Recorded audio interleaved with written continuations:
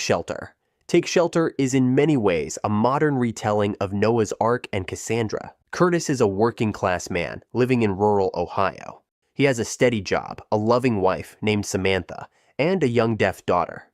And then he begins to be plagued by terrifying apocalyptic visions. Curtis dreams of apocalyptic storms, rain that looks thick and oily, swarms of black birds, people close to him suddenly turning violent.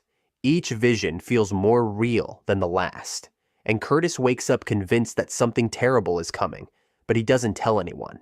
Instead, he starts working on the old storm shelter in his backyard, and as he expands it, he drains his savings, steals equipment from work, and damages his reputation in town, all to prepare for a disaster he can't prove is real.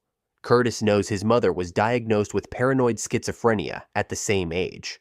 The fear that he's following the same path hangs over every decision he makes. Is he preparing for the end of the world or for his own breakdown? Curtis loses his job, his closest friend turns against him, and at a community dinner, Curtis finally snaps, shouting at his neighbors that a devastating storm is coming and that none of them are prepared. You are not prepared! And lo and behold, an actual tornado warning hits. Curtis rushes his family into the shelter. They wait for hours. Curtis hears the storm outside, convinced this is what he's been preparing for.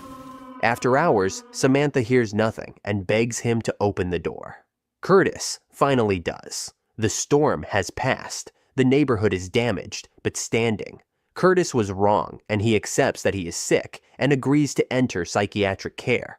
Before admitting himself, the family goes on a beach vacation. While playing in the sand, the daughter signs one word to her parents: storm. Then, the thick, oily rain from Curtis's dreams begins to fall. As a massive tsunami and multiple waterspouts loom on the horizon, Samantha realizes the truth. It turns out Curtis wasn't crazy, he was a prophet, and now they are the ones who are not prepared. Blackadder.